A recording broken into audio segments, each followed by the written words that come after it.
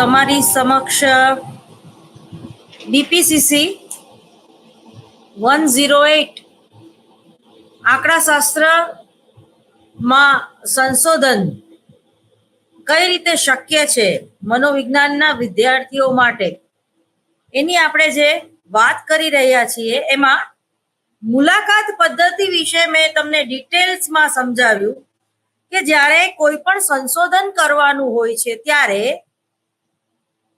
એ પણ પીએચડી કે એમફિલ કે યુજીસીની ગાઈડલાઈન પ્રમાણે મનોવિજ્ઞાન વિષય સાથે મનોવિજ્ઞાનની કોઈ પણ શાખાનો જ્યારે આપણે વિચાર કરતા હોઈએ અને એમાં જે સંશોધન કરવાનું હોય ત્યારે મુલાકાત પદ્ધતિ કે પ્રશ્નાવલી પદ્ધતિ કઈ રીતે આપણને કામ લાગે છે, તમે હાઉ ટુ એપ્લાય, કઈ રીતે એ પદ્ધતિઓનો તમે એમાં ઉપયોગ કરી શકો છો. તો આપણે આખું એક લેક્ચર એમાં કાઢ્યું. તો એના જે મુખ્ય જે પ્રકારો છે એ આ પ્રમાણે છે. દાખલા તરીકે તમને પૂછાય કે આંકડાશાસ્ત્રીય પ્રયુક્તિઓનો વિચાર કરીને મુલાકાત પદ્ધતિ વિશે ચર્ચા કરો. તો જે કંઈ મેં ચર્ચા કરી એ બધું જ તમારે લખવું પડે. એટલે ખાસ નમ્ર વિનંતી છે વિદ્યાર્થીઓને કે નોટ ડાઉન કરતા જાય. હવે માની લો કે તમને એમ પૂછાય કે મુલાકાત પદ્ધતિ સંશોધનમાં મુલાકાત પદ્ધતિનું મહત્વ સમજાવો અથવા એના પ્રકારો સમજાવો, એની ખૂબી કે ખામી સમજાવો. તો મારા લેક્ચર બરોબર સાંભળ્યા હશે, રિપીટ કરવા વિનંતી, ફરીવાર પણ તમે સાંભળી શકો છો. સારી ટેકનિક છે, એનો ઉપયોગ કરો. તો એમાં છે પહેલો જે પ્રકાર છે મુલાકાત પદ્ધતિનો, વ્યાખ્યા મારે પાછું બોલવાની જરૂર ખરી? બોલી જાઉં છું. મુલાકાત પદ્ધતિની વ્યાખ્યા સામાન્ય રીતે બે કે તેથી અધિક વ્યક્તિઓ દ્વારા કોઈ વિશેષ ઉદ્દેશ્ય આમને સામને કરવામાં આવતી જે વાતચીત છે એને મુલાકાત પદ્ધતિ તરીકે આપણે ઓળખીએ છીએ. એના પ્રકારોમાં પહેલી છે ચિકિત્સાત્મક મુલાકાત. તમે સલાહનું મનોવિજ્ઞાન ભણી ગયા અને ઇગ્નુમાં એ મારા ભાગે જ ભણાવવાનું આવ્યું હતું. એના બધા લેક્ચરો મહેરબાની કરીને સાંભળી લેવા, બરાબર? તો ચિકિત્સાત્મક મુલાકાત શું છે એ વ્યવસ્થિત સમજાશે. એઝ એ કાઉન્સલર કે કેટલી વ્યક્તિએ આપઘાત કરવા માટે શા માટે બચી ગયા હોય એવાની જ આપણે મુલાકાત લેવાની, અથવા જે ડિપ્રેશનનો ભોગ બને છે, કોઈ પણ સૌમ્ય મનોવિકૃતિનો જે ભોગ બની રહી છે એવી વ્યક્તિઓના ડેટા તમને કોઈ પણ ચિકિત્સાલયમાંથી મળી રહે. તો આ પ્રકારની મુલાકાત પણ યોજી શકાય, જેને કહેવાય છે ચિકિત્સાત્મક મુલાકાત. એનું ડિટેલ્સ મહેરબાની કરીને વાંચી જવું, બરોબર? હજી થોડુંક આપણે સિલેબસ બાકી છે એટલે ભાગવું પડશે, થોડીક સ્પીડ રાખવી પડશે. એ પછી છે સંશોધનની મુલાકાત. તો આ ખાસ આ વિષયને લાગુ પડે છે 108 ને, કે આ પ્રકારની મુલાકાતમાં મુલાકાત કરતા કોઈ પણ સંશોધન સમસ્યા વિશે વિસ્તૃત રીતે મુલાકાત આપવાથી એની પૂછપરછ કરી છે, માહિતીનું એકત્રીકરણ કરે છે, જેનું આખું લેક્ચર મારું ગયું, બરાબર? યંગના અનુસાર આ પ્રકારના સંશોધન અધિકતર એવા વૈજ્ઞાનિકો દ્વારા કરવામાં આવે છે જે કોઈ વિશેષ સમસ્યાનો ઉત્તર તુરંત મેળવવા માંગે છે. ત્રીજો જે પ્રકાર છે મુલાકાત પદ્ધતિનો એ છે નિદાનાત્મક મુલાકાત.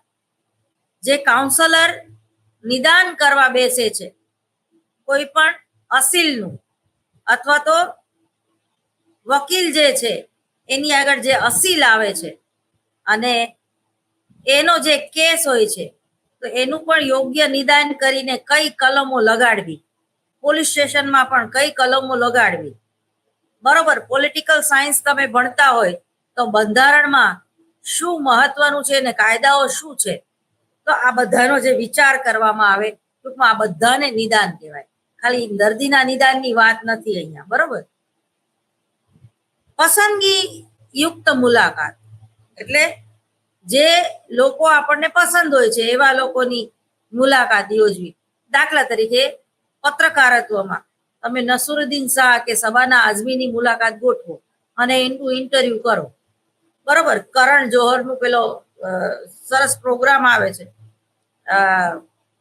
કોફી વિથ કરણ, તો આ પ્રકારની મુલાકાત છે. એ જ રીતે સોની ટીવીમાં કોણ બનેગા કરોડપતિ, બચ્ચનની જે એ જે બધાની મુલાકાત લે છે ને બધાનું જીકે ટેસ્ટ કરે છે, એ આખો પ્રોગ્રામ છે, એ પણ એ વિશેષ મુલાકાત છે, બરાબર. એ જ રીતે ઘણા કોમેડી સચિનનો જે પેલો કોમેડી વિથ કપિલનો જે શો આવે છે એમાં પણ ઘણી બધી મુલાકાત યોજાતી હોય છે. તો એને કહેવાય પસંદગી યુક્ત મુલાકાત. પસંદગી નક્કી કરીને એ મુલાકાત યોજવી. એ પછી છે કેન્દ્રીય મુલાકાત. કેન્દ્રીય મુલાકાતનો સંબંધ એવા લોકો કે મુલાકાત આપનાર સાથે હોય છે કે જે વડે કોઈ ઘટના વિશેષ જેવી દુર્ઘટના કે કોઈ વિશેષ ચલચિત્રો જોવામાં આવતા હોય. દાખલા તરીકે અત્યારે આ મણિપુરની જે ઘટના બની રહી છે, એ કેરેલામાં જે ઘટના બની રહી છે, બધા કરંટ ટોપિક જે આવે છે, બરોબર, એ પ્રકારની એને કેન્દ્રીય મુલાકાત કહેવામાં આવે છે. એ રીતે છે રચિત મુલાકાત. તો રચિત મુલાકાત એવી મુલાકાતને કહેવામાં આવે છે કે જેમાં મુલાકાત કરતા મુલાકાત આપનારને પૂર્વ નિર્ધારિત પ્રશ્નો કે એક નિશ્ચિત ક્રમમાં પૂછે છે તથા ઉત્તરદાતા દ્વારા આપવામાં આવેલા ઉત્તરોને એક પ્રમાણિત ફોર્મમાં રેકોર્ડ કરવામાં આવે છે. આ પ્રકારની મુલાકાતને અન્ય નામો જેવા કે ઔપચારિક મુલાકાત એટલે કે જેને આપણે ફોર્મલ કહીએ છીએ, ફોર્મલ ઇન્ટ્રોડક્શન, કે જે પ્રતિકૃત મુલાકાત એટલે એમાં એક જાતની પેટર્ન્સ હોય છે, બરાબર. એ પછી છે રચિત મુલાકાતના જે એના જે ફાયદાઓ અને ગેરફાયદાઓ, અને એ પછી છે અરચિત મુલાકાત. તો ખાસ કરીને સંશોધન કાર્યમાં અરચિત મુલાકાત છે એ બહુ આપણને કામ લાગતી નથી. હા, વ્યક્તિગત માહિતી પત્રકનો જ્યાં સુધી સવાલ છે તો એમાં એ કામ લાગે છે. હવે એક સફળ મુલાકાત માટે જે આવશ્યક પરિસ્થિતિ છે એ કેવી હોવી જોઈએ, બરોબર. વાતાવરણ પણ એવું હોવું જોઈએ ને કે એ જે મુલાકાત છે એ સફળ રહે, કોઈ વ્યક્તિની કે કોઈ સંશોધકની કે કોઈ કાઉન્સેલરની. તો કોઈ પણ મુલાકાતની સફળતા એ બાબત પર નિર્ભર રહે છે કે મુલાકાતમાં પૂછવામાં આવેલ માહિતીનું સ્વરૂપ કેવું છે. એ પછી છે બોધથી અહીં તાત્પર્ય એ તથ્ય સાથે છે કે ઉત્તરદાતાને એ પૂર્ણ રીતે જ્ઞાત હોવું જોઈએ કે તેને શું પૂછવામાં આવી રહ્યું છે તથા કયા પ્રકારની માહિતી અને તેની પાસેથી અપેક્ષિત રાખવામાં આવે છે. પછી છે પ્રેરણા. કોઈ પણ મુલાકાતની સફળતા માટે એ આવશ્યક છે કે ઉત્તરદાતા એવી માહિતી આપવા માટે પ્રેરિત થાય કે તેની પાસે પ્રાપ્ત કરેલા જે પ્રયત્ન કરવામાં આવે છે 1982 ના અનુસંધાન પ્રમાણે મુલાકાતના પ્રારંભમાં તો ઉત્તરદાતામાં ઉત્સુકતા તથા ઔપચારિકતા નામે અધિક પ્રેરણા હોય છે. હવે મુલાકાતના ઉપયોગને અસર કરતા જે જુદા જુદા ઘટકો છે એમાં છે આત્મલક્ષી મુલાકાત અને વસ્તુલક્ષી મુલાકાત, અને ઉત્તરદાતાના ગુણને આધારે આપવામાં આવેલી મુલાકાત, અને અધ્યયન કરવામાં આવતી જે કઈ સમસ્યાઓ છે. તો હવે આપણને આ વધારે લાગુ પડે છે કે અધ્યયન કરવામાં આવતી સમસ્યાઓનું સ્વરૂપ કેવું છે. જો એ સ્વરૂપ જાણી લેવામાં આવે તો જ આપણને ખબર પડે છે કે આમાં કઈ આંકડાશાસ્ત્રીય પ્રવૃત્તિઓનો ઉપયોગ કરવો જોઈએ. તો જેને કહેવાય છે કે અધ્યયન કરવામાં આવતી સમસ્યાઓનું સ્વરૂપ. તો કે છે કે મુલાકાતની અસરકારકતા એ વાત પર નિર્ભર કરે છે કે મુલાકાત દ્વારા અધ્યયન કરવામાં આવતી સમસ્યા કે વિષયનું સ્વરૂપ શું છે. જો તેનું સ્વરૂપ ગુપ્ત અને ગોપનીય છે તો આવી અવસ્થામાં કુશળ મુલાકાત કરતા અને ઉપયુક્ત ઉત્તરદાતા જે હોય છે તે મુલાકાત અધિક ઇફેક્ટિવ એટલે કે અસરકારક થઈ શકે છે. તો મુલાકાત દ્વારા સંશોધન કરતા ઓછા સમયમાં જ ઈચ્છનીય માહિતીને પ્રાપ્ત કરી લે છે. મુલાકાતના પ્રશ્નોમાં લવચિકતા હોવાથી સંશોધન કરતા ઓછા સમયમાં વધુ જાણકારી પ્રાપ્ત કરે છે. મુલાકાતમાં સંશોધન કરવા માટે પરિસ્થિતિ પર નિયંત્રણ રાખવું ઘણું આસાન હોય છે. મુલાકાતમાં સંશોધન કરતા ઉત્તરદાતાના હાવભાવનું પણ અવલોકન કરી શકે છે.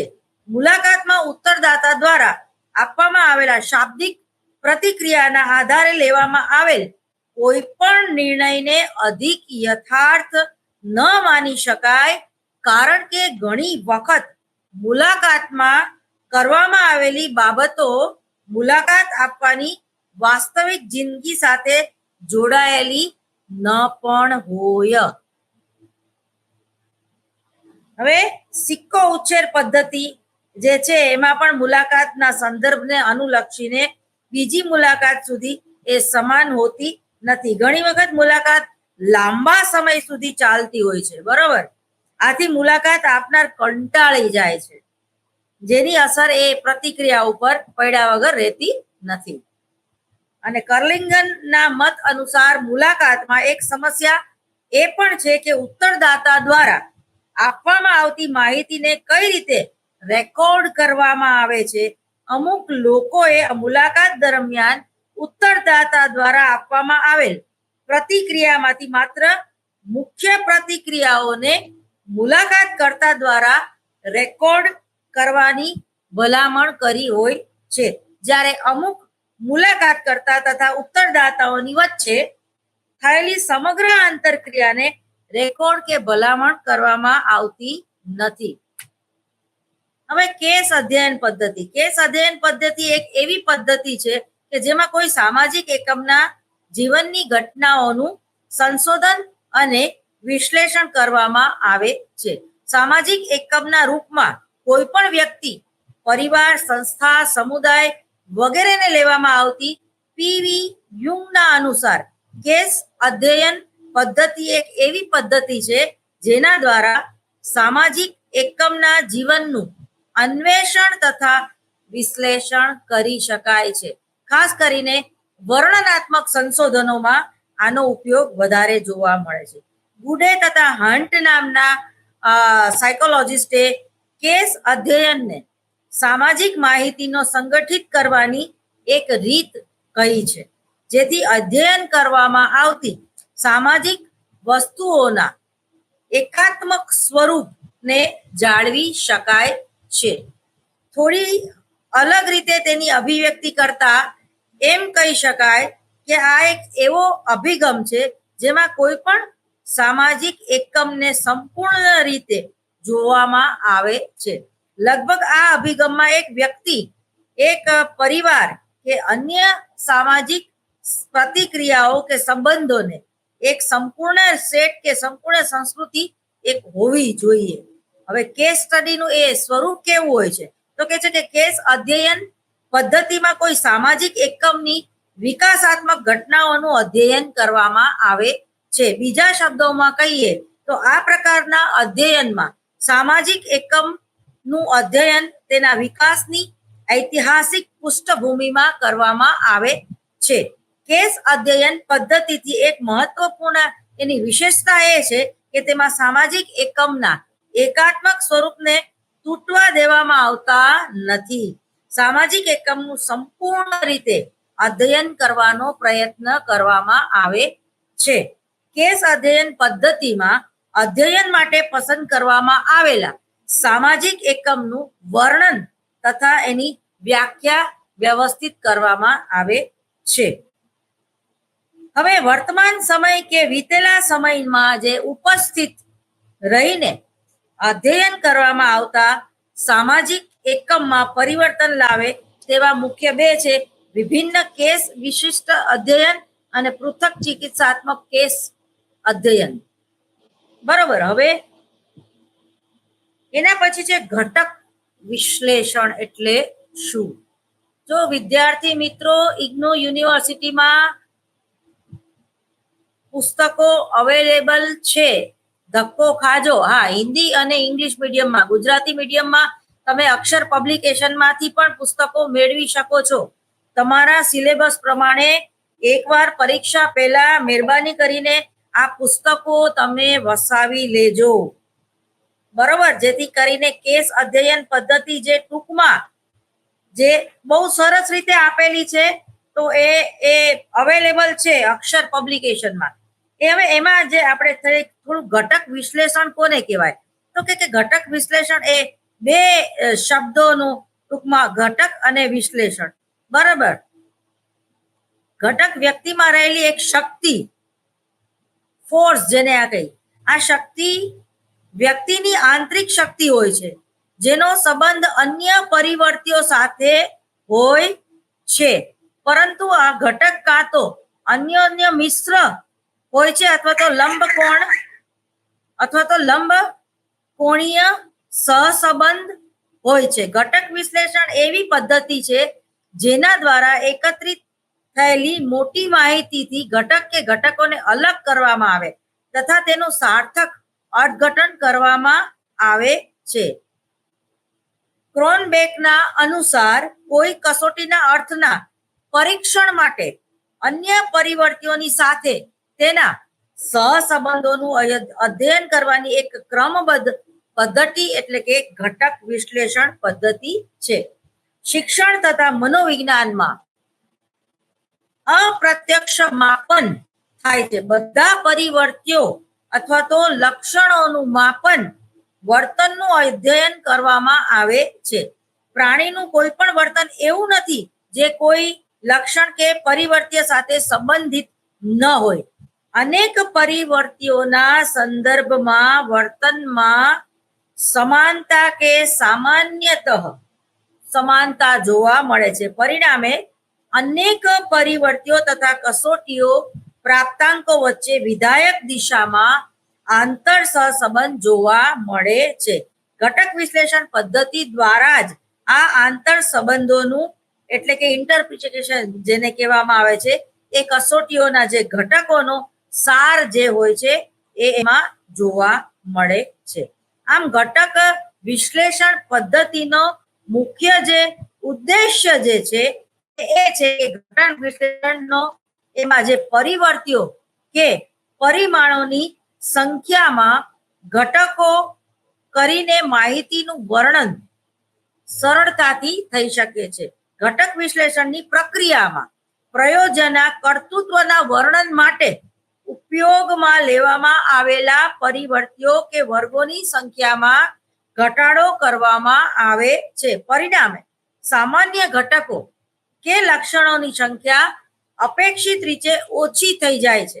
જેમ કે 20 કસોટીના ઘટકો અને એના જે લક્ષણો છે એની સંખ્યા અપેક્ષિત રીતે ઓછી થઈ જવામાં આવે છે. દાખલા તરીકે કેટલની જે વ્યક્તિત્વ કસોટી છે તો એમાં જુદા જુદા પેલા 46 લક્ષણો હતા, પછી ધીમે ધીમે એ ઓછા કરી નાખવામાં આવ્યા અને અંતે આપણે એને 16 PF પર્સનાલિટી કસોટી તરીકે ઓળખાવીએ છીએ, બરોબર. તો આ જે ધીમે ઘટાડવા એ ઘટક વિશ્લેષણ પદ્ધતિ દ્વારા શક્ય બને છે અને ખાસ કરીને એ સંશોધન કાર્યમાં ખૂબ જ ઉપયોગી નીવડે છે. હવે ઘટક વિશ્લેષણ પદ્ધતિની જે ભાષા અને એનું જે અર્થઘટન છે, જેને આપણે ઇન્ટરપ્રિટેશન કહીએ છીએ, બરોબર, લર્નિંગ. ઘટક વિશ્લેષણની ભાષા પ્રસરણ છે એટલે કે પ્રસરણ દ્વારા જ ઘટક વિશ્લેષણ વિભિન્ન સોપાનોનું અર્થઘટન કરે છે. આ પ્રસરણનું મુખ્ય રો, પ્રો તથા પ્રામાણિક પ્રાપ્તાંક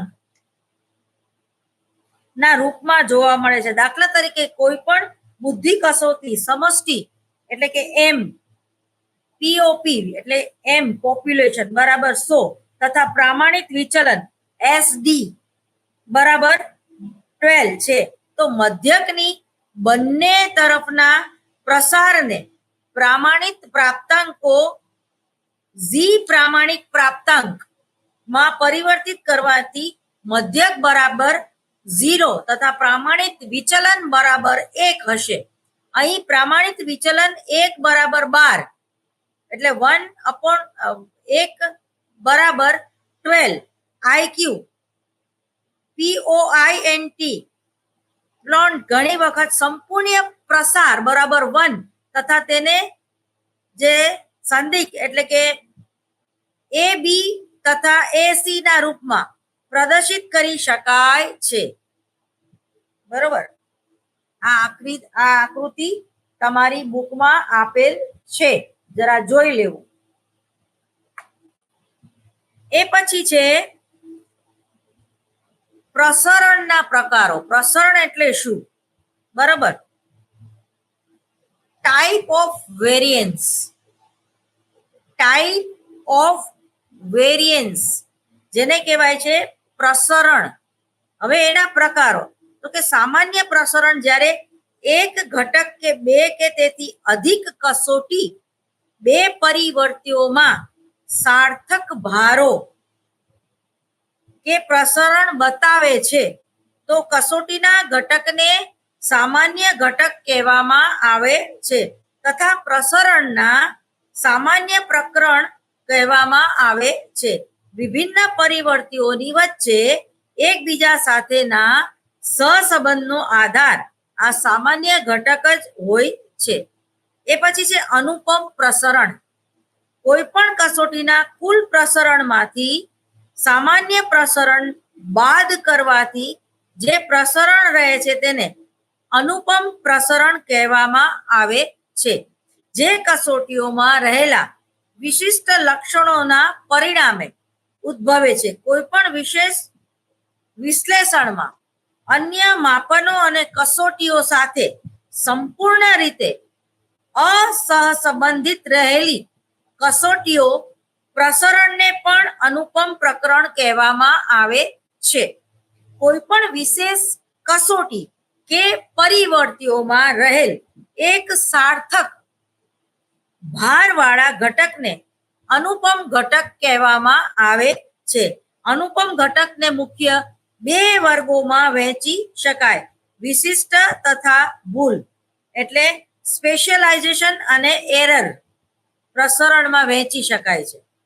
પ્રત્યેક પરિવર્ત્ય તથા કસોટીઓમાં અમુક વિશેષ લક્ષણ રહેલો હોય છે જે માપનના અન્ય પરિવર્ત્યો કે કસોટીઓમાં નથી જોવા મળતો, પરંતુ લક્ષણો દ્વારા પ્રાપ્તાંકોમાં ઉત્પન્ન પ્રસરણ જ વિશિષ્ટ પ્રસરણ કહેવામાં આવે છે.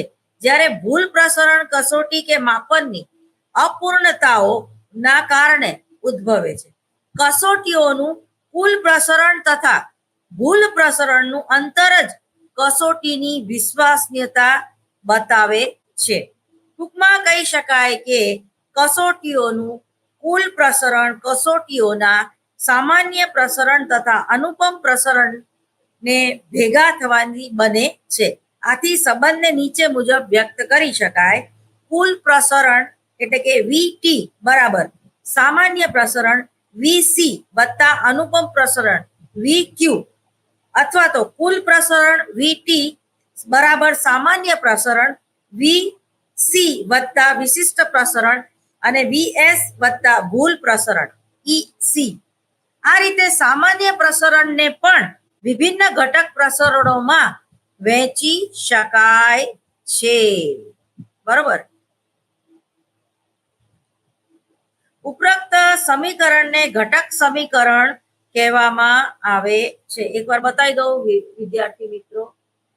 બરોબર, આને ઘટક સમીકરણ કહેવામાં આવે છે.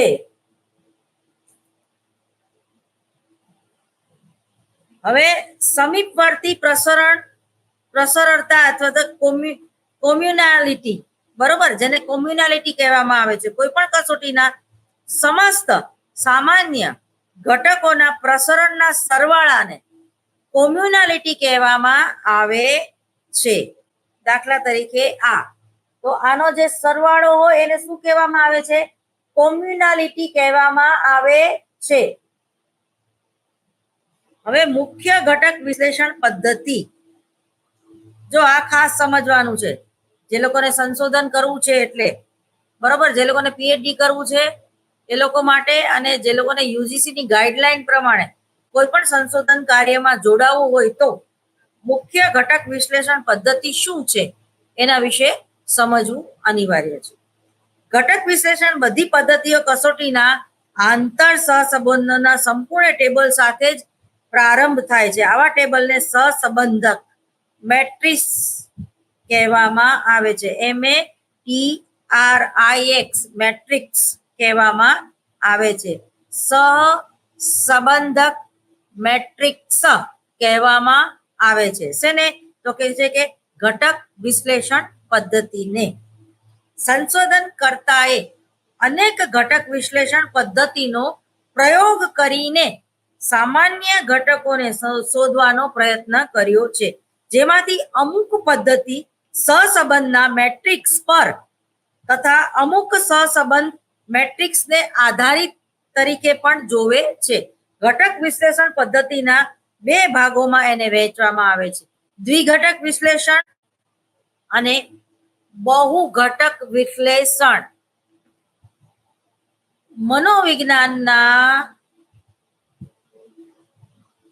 લગભગ સંશોધનોમાં જો કોઈ વધારે પડતી આંકડાશાસ્ત્રીય પ્રયુક્તિઓનો ઉપયોગ કરવામાં આવતો હોય તો એ છે દ્વિઘટક વિશ્લેષણ પદ્ધતિ અને બહુઘટક વિશ્લેષણ પદ્ધતિ.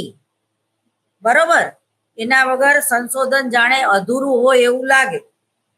આ પદ્ધતિનો વિકાસ હોલજિંકર નામના સાયકોલોજિસ્ટે કર્યો. ફરી વાર બોલું છું, હોલજિંકર નામના સાયકોલોજિસ્ટે સૌપ્રથમ દ્વિઘટક પદ્ધતિ દ્વારા આંકડાશાસ્ત્રમાં આ પદ્ધતિનો ઉપયોગ સંશોધન કરવામાં કર્યો હતો, પરંતુ તે મૂળભૂત રીતે સ્પીયરમેનનો દ્વિઘટક વિશ્લેષણનો જે સિદ્ધાંત છે, મહેરબાની કરીને સ્પીયરમેનનો દ્વિઘટક સિદ્ધાંત વાંચી જવા નમ્ર વિનંતી છે.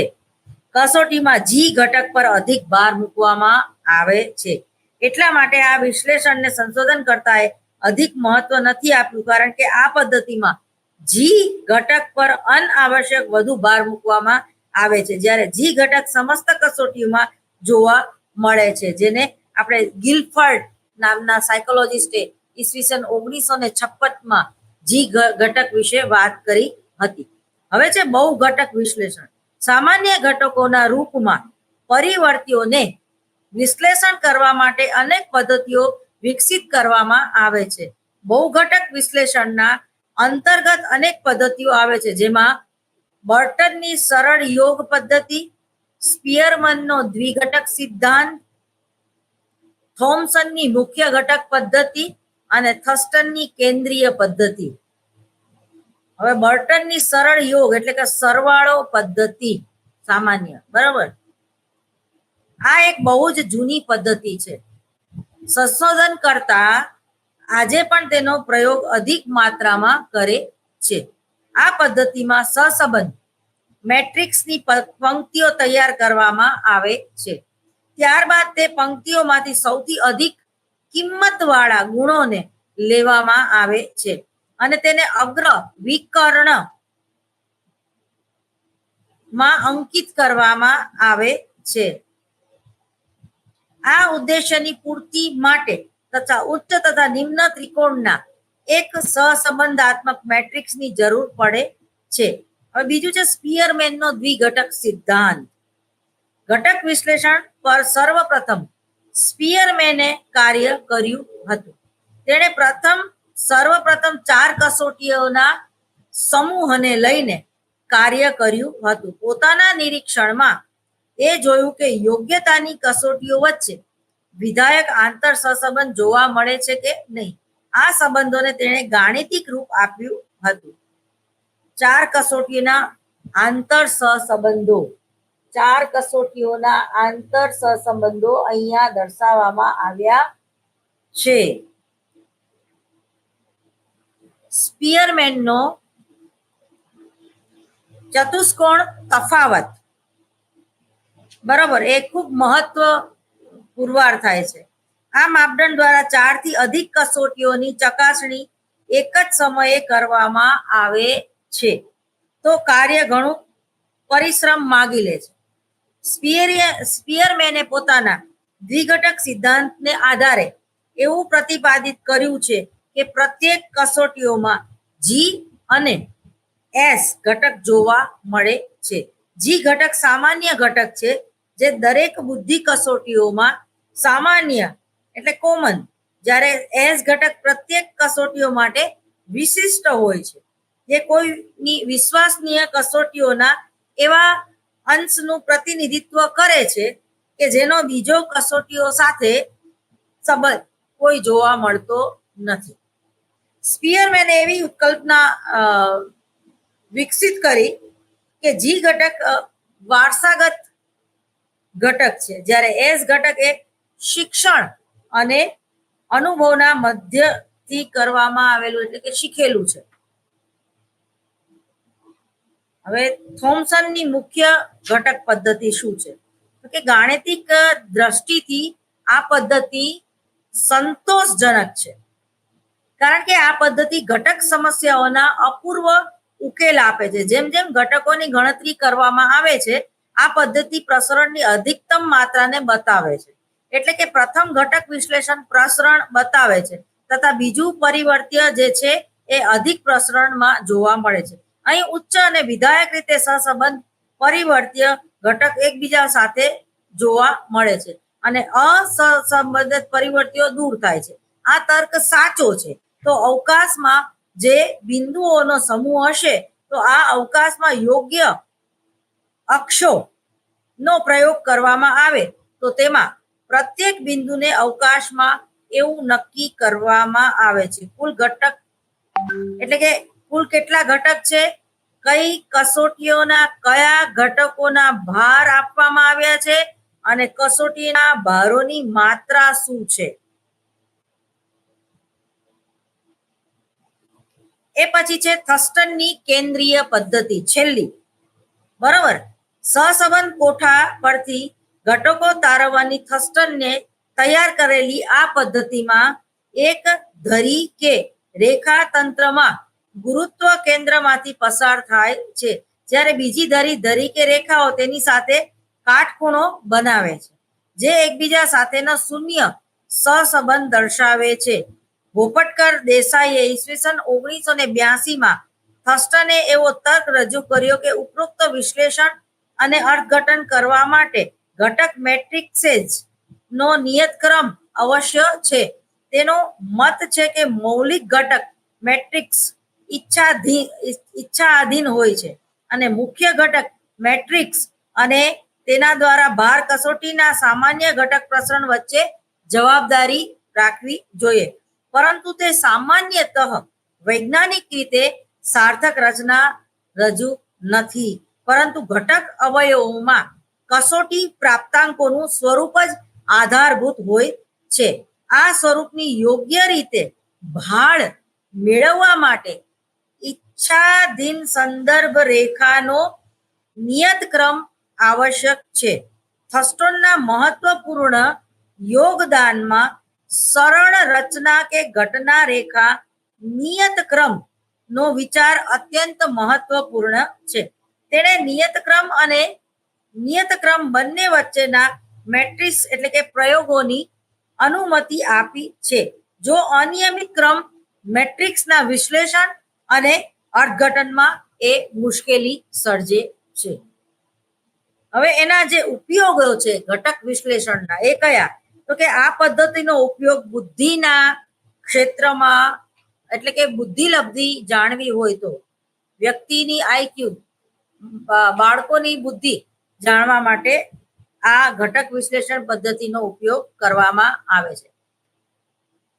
કોઈ પણ જુદી જુદી કસોટીઓની વિશ્વસનીયતા અને યથાર્થતા ચકાસવા માટે પણ ઘટક વિશ્લેષણ પદ્ધતિનો ઉપયોગ થઈ શકે છે. માનવની યોગ્યતાઓની રચના, વૈજ્ઞાનિક, વ્યાવસાયિક કે શૈક્ષણિક પસંદગી, એનું જે વર્ગીકરણ અને આગાહી એ ઘટક વિશ્લેષણ પદ્ધતિનો ઉપયોગ કરતી હોય છે. હવે કસોટીના પ્રમાણીકરણમાં પણ ઘટક વિશ્લેષણ એ ની પદ્ધતિ છે એ ખૂબ જ ઉપયોગી છે. હવે આપણે ખૂબ જ અગત્યનો ટોપિક હવે આગળ ભણી જેને કહેવાય કે પ્રચલિત તથા અપ્રચલિત આંકડા શાસ્ત્ર. બરોબર. પેરામેટ્રિક્સ અને નોન પેરામેટ્રિક્સ સ્ટેટિસ્ટિક. પ્રચલિત તથા અપ્રચલિત આંકડા શાસ્ત્ર એટલે શું? આવું પૂછાય તો આ ટોપિક બરોબર સમજજો. વિશેષજ્ઞો એટલે કે સંશોધકોએ આંકડા શાસ્ત્રમાં ઘણી વખત સમષ્ટિના વિશે અમુક ધારણાઓ કરવી પડે છે. આ ધારણાઓને આધારે આંકડા શાસ્ત્રને બે ભાગોમાં વહેંચવામાં આવે છે.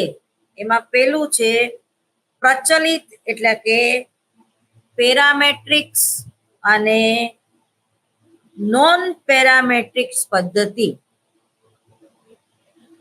અપ્રચલિત તથા અપ્રાચલ્ય આંકડા શાસ્ત્ર. પ્રચલિત આંકડા શાસ્ત્ર એવું આંકડા શાસ્ત્ર કે જે સમષ્ટિ કે જેમાંથી નિદર્શ લેવામાં આવે છે તે સમષ્ટિ વિશે અમુક શરતો એટલે કે કન્ડિશનલ આધાર એટલે કન્ડિશન શરત મૂકવી, સમષ્ટિ વિશે અમુક શરતો પર આધાર રાખવામાં આવે છે. આવી મુખ્ય શરતો જુદી જુદી ત્રણ છે. એમાં પેલું છે નિરીક્ષણ જરૂર સ્વતંત્ર તથા નિષ્પક્ષ હોય છે. એટલે કે સમષ્ટિમાંથી નિદર્શની પસંદગી કરતી વખતે કોઈ વ્યક્તિ કે વસ્તુની પસંદગી એ રીતે થાય કે તે સંશોધન કરતાના કોઈ પ્રકારના પક્ષપાત કે પૂર્વગ્રહને કારણે કરવામાં આવે છે.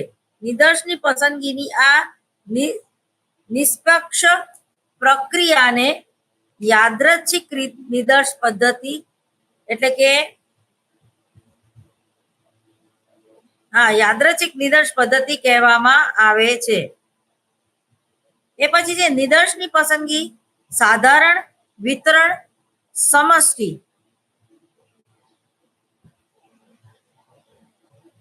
નોર્મલ ડિસ્ટ્રીબ્યુશન પોપ્યુલેશનમાંથી કરવામાં આવે છે. જે પરિવર્તિઓનું અધ્યયન કરવાનું હોય તે એવું હોવું જોઈએ કે તેનું માપન મધ્યાંતર તુલના ઇન્ટરવલ તુલના જેને કહેવામાં આવે છે, જેની ગાણિતિક ગણતરી એ સરવાળો, બાદબાકી, ગુણાકાર, મધ્યક શોધવો કે મધ્યસ્થ શોધવો વગેરે છે. હવે તમને મધ્યસ્થ શોધતા મેં તમને 104 બીપીસીસી 104 માં શીખવાડી દીધું. એ લેક્ચર અવેલેબલ હશે જ, બરોબર? તો એ જોઈ લેવા વિનંતી. સિગેલ નામના સાયકોલોજિસ્ટે 1956માં આ બધી શરતો એવી છે કે જેની સામાન્ય રીતે તપાસ નથી કરવામાં આવતી એવી કલ્પનાઓ કરવામાં આવે છે કે ઉપરની શરતો મોજૂદ છે જ, બરાબર? મધ્યક, ટી પરીક્ષણ, એફ પરીક્ષણ, પ્રામાણિક વિચલન વગેરે પ્રચલિત આંકડા શાસ્ત્રના મુખ્ય ઉદાહરણો છે. આ 104માં આ બધાની ડેફિનેશન ક્યારે ઉપયોગ થઈ શકે એની ડિટેલ્સમાં સમજાવટ કરી ચૂકી છું, બરોબર? મધ્યક, ટી પરીક્ષણ, એફ પરીક્ષણ, પ્રામાણિક વિચલન અને પ્રચલિત આંકડાશાસ્ત્ર કોને કહેવાય? હવે વાત આપણે કરવાની છે અપ્રચલિત આંકડાશાસ્ત્રની. તો અપ્રચલિત આંકડાશાસ્ત્ર એટલે શું? અપ્રચલિત આંકડાશાસ્ત્ર એવું આંકડાશાસ્ત્ર છે કે જે સમષ્ટિ કે તેમાંથી નિદર્શ લેવામાં આવ્યો છે. તેના વિશે કોઈ ખાસ શરતો હોતી નથી. આવું આંકડાશાસ્ત્ર સમષ્ટિ વિશે કોઈ શરત નથી મૂકતું, એટલા માટે કે તે વિતરણ મુક્ત આંકડાશાસ્ત્ર છે, જે વિતરણ મુક્ત આંકડાશાસ્ત્ર તરીકે પ્રખ્યાત છે. અપ્રચલિત આંકડાશાસ્ત્રમાં પણ સંખ્યાત્મક માહિતી વિશે અમુક ધારણાઓ કરવામાં આવે છે, જેમ કે નિરીક્ષણ સ્વતંત્ર અને નિરપેક્ષ હોય છે. પરિવર્ત્ય જેનું અધ્યયન કરવામાં આવ્યું હોય તેમાં નિરંતરતા હોય છે તથા માહિતી ક્રમ સૂચક તુલા તથા વર્ગીકૃત તુલા પર પ્રાપ્ત થઈ છે. મધ્યસ્થ સ્પીયરમેનની ક્રમાંક સહસંબંધની પદ્ધતિ જે છે you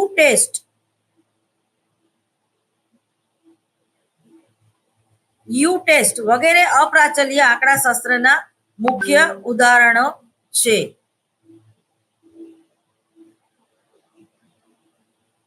differences method mean variable, બરાબર.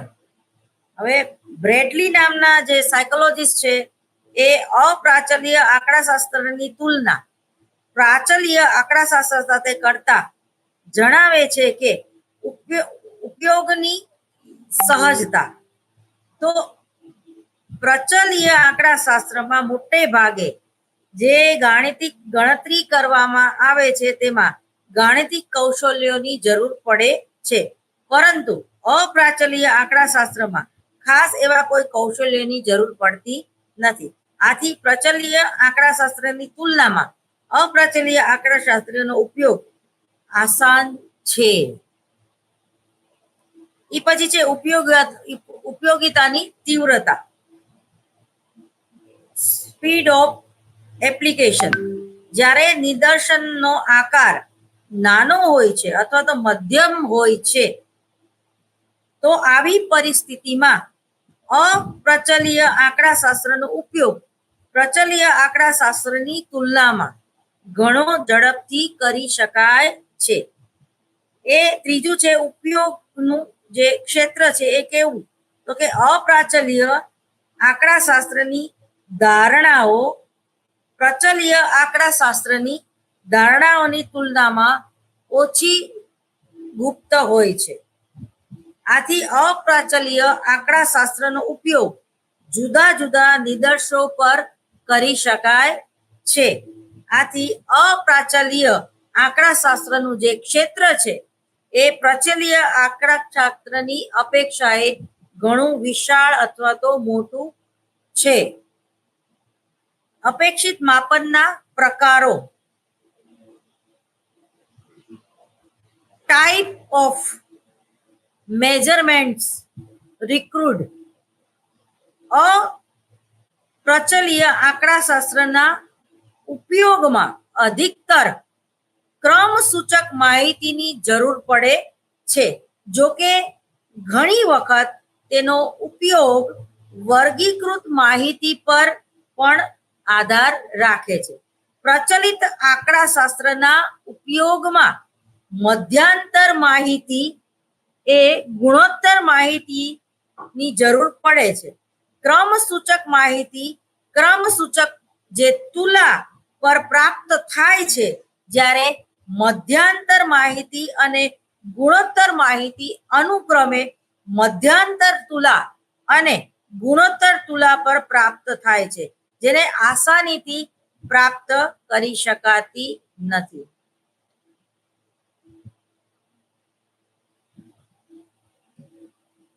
મેં જો તમને આની વાત કરી દીધી છે 104 માં, બીપીસીસી 104, કે મધ્યાંતર માહિતી કોને કહેવાય અને ગુણોત્તર માહિતી કોને કહેવાય. બરોબર. હવે ધારણાના ઉત્કલનની સંભાવના, ધારણાઓના ઉત્કલનની સંભાવના.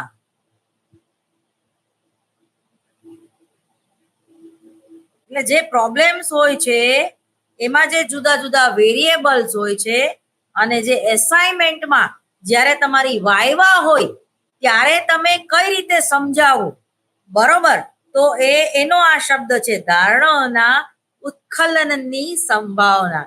જે તમારે વાયવા ફેસ કરવો પડે છે, જે તે પીએચડી ની વાયવા હોય, અમારા વખતમાં તો એમફિલ પણ હતું, હવે એમફિલ તદ્દન નીકળી ગયું છે. ડાયરેક્ટ તમે નેટ કે સ્લેટ ની એક્ઝામ આપો, પછી જીપીએસસી ની એક્ઝામ આપો અથવા તો પીએચડી કરો, બરાબર. હવે કાય વર્ગનું પરીક્ષણ, તો કાય વર્ગ એટલે શું એ પણ મેં તમને સમજાવી દીધું છે, બરોબર. પછી માનાંકો કોને કહેવાય, યુ પરીક્ષણ કોને કહેવાય, એના વિશે પણ 104 માં વાત થઈ ગઈ છે. એ પછી જે ક્રમાંક તફાવત સહસંબંધ કોને કહેવાય, ટૂંકમાં સહસંબંધ એટલે શું ને સહસંબંધ નો ઉપયોગ કઈ રીતે કરી શકાય એના વિશે પણ ડિટેલ્સમાં હું 104 માં વાત કરી ગઈ. સ્પીયરમેનની ક્રમાંક તફાવત સહસંબંધ પદ્ધતિ જરૂર હશે તો હું એના વિશે ફરીવાર વાત કરી દઈશ. એ પછી છે ચિહ્ન પરીક્ષણ કોને કહેવાય, ચિહ્ન ક્રમાંક પરીક્ષણ કોને કહેવાય, બરાબર. એના જે જુદા જુદા સૂત્રો છે એ પછી છે મધ્યસ્થ પરીક્ષણ, એટલે કે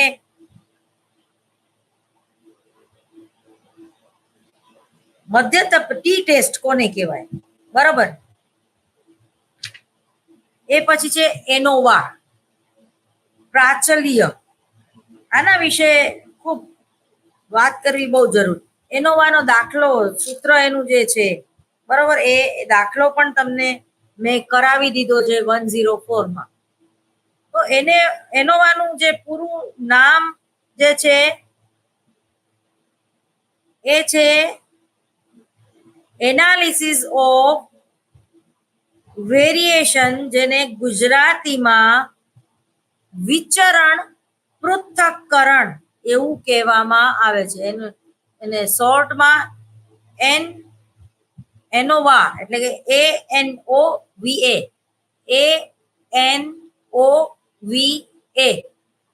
એનોવા એક એવું પરીક્ષણ છે જેના દ્વારા સંશોધન કરતા બે કે તેથી અધિક સમૂહના મધ્યકના તફાવતની સાર્થકતાની ચકાસણી કરે છે.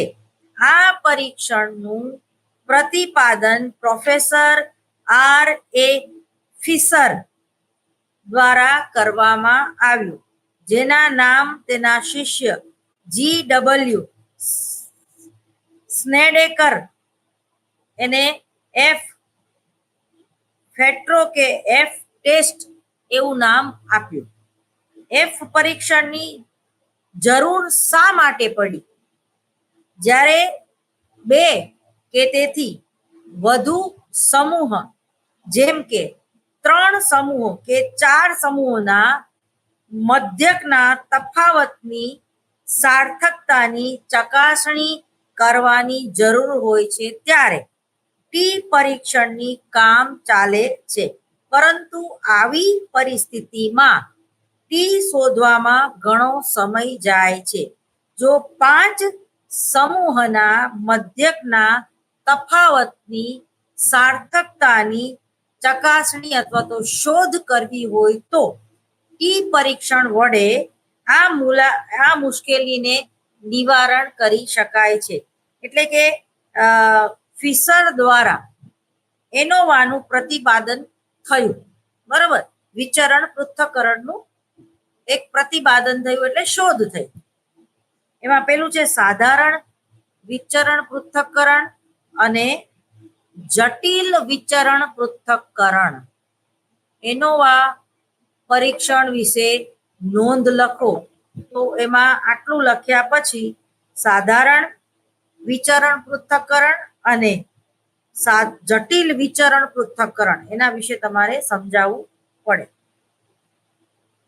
તો સાધારણ વિચરણ પૃથ્થકરણ આ પ્રકારના એનોવાનો ઉપયોગ ત્યારે થાય છે જ્યારે નિદર્શનું વિભાજન યાદૃચ્છિક,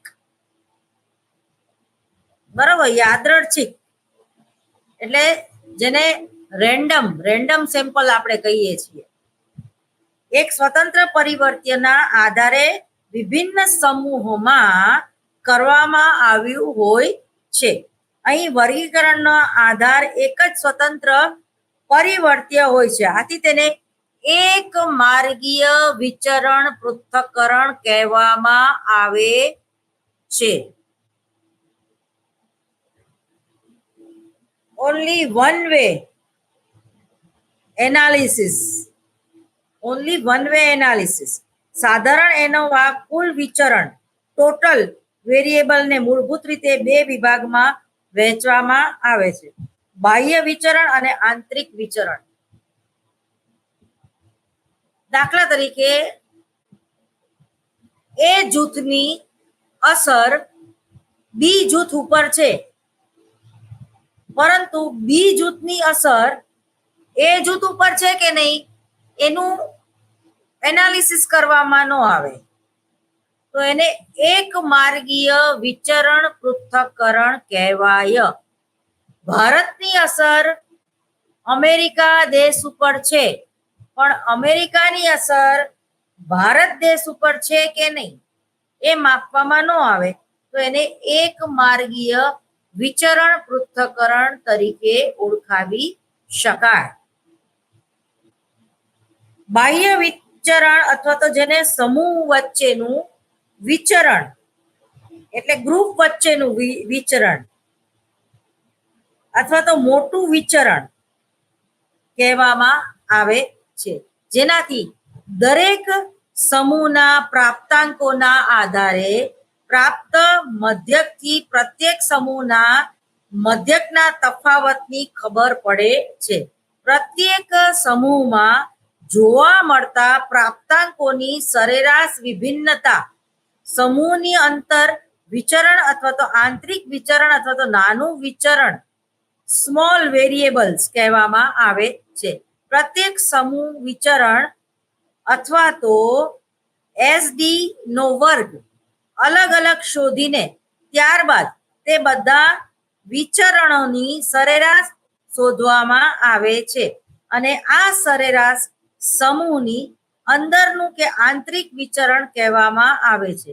બાહ્ય વિચરણ તથા આંતરિક વિચરણમાં ગુણોત્તરને એફ ગુણોત્તર, એફ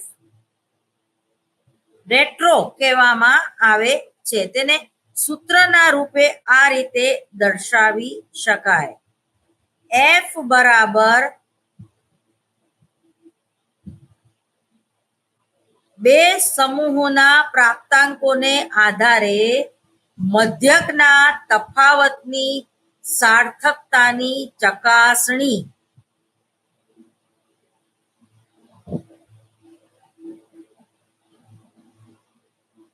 જેમાં પ્રથમ સોપાન આવશે, દ્વિતીય સોપાન આવશે અને તૃતીય સોપાન પણ આવશે. આ રીતે આ એનોવાનો એક માર્ગીય વિચરણ પૃથ્થકરણનો દાખલો તમારી બુકમાં આપેલો છે, મહેરબાની કરીને જોઈ લેવું.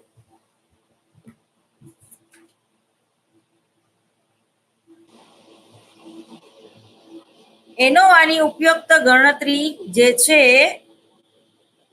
એ વન વે હોય છે, બરોબર.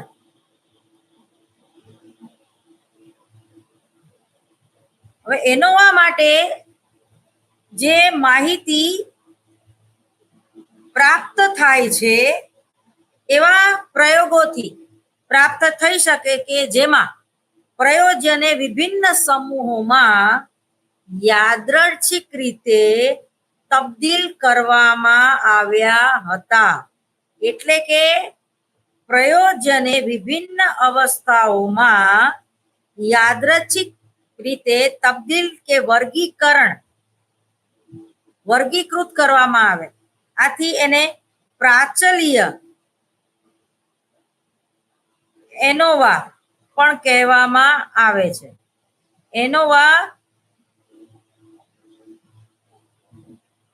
પ્રાચલ્ય પૃથ્થકરણ. એ પછી આપણે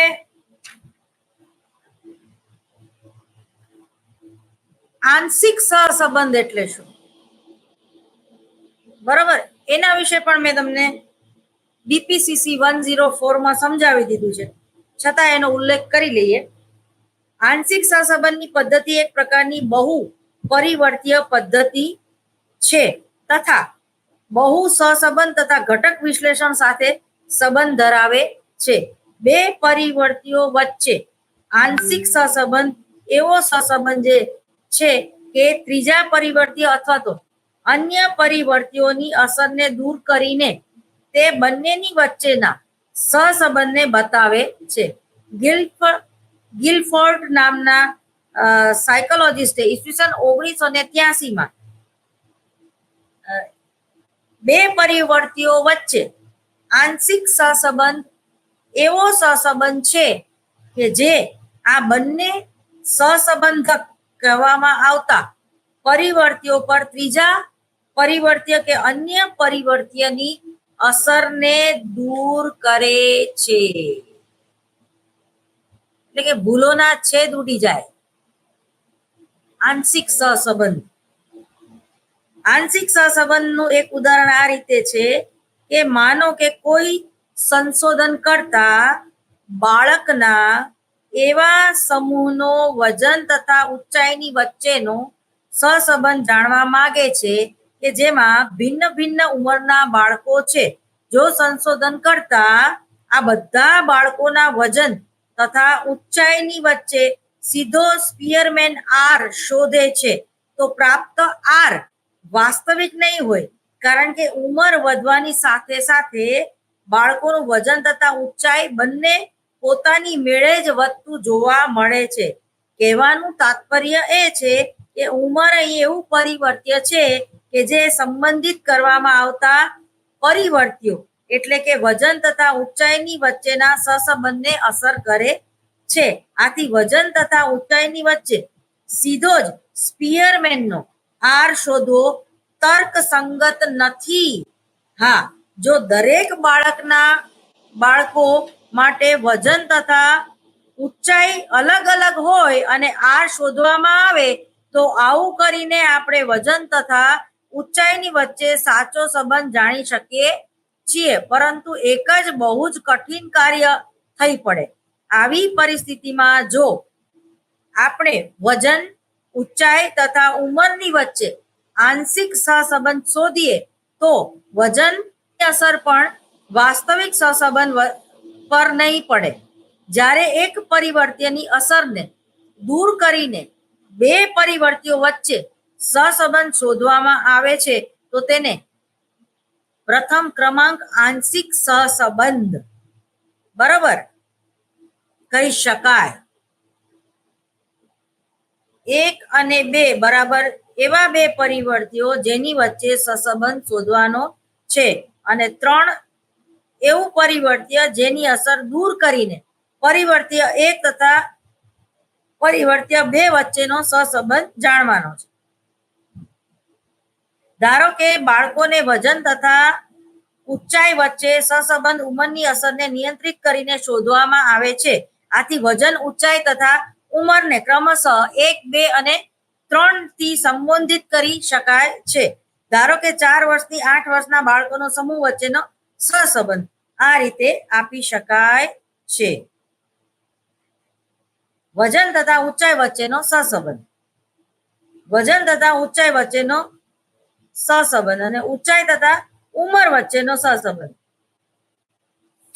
આ રીતે જોઈ શકાય છે. એ પછી આપણે હવે આના પછીના લેક્ચરમાં એટલે કે આવતા ગુરુવારે વિગત વિશ્લેષણ વિશે વાત કરીશું. બરાબર, વિગત વિશ્લેષણ એટલે શું? ટાઈપ્સ ઓફ એટીમ, બરાબર, એના વિશે વાત કરશું, વિગત વિશ્લેષણ વિશે.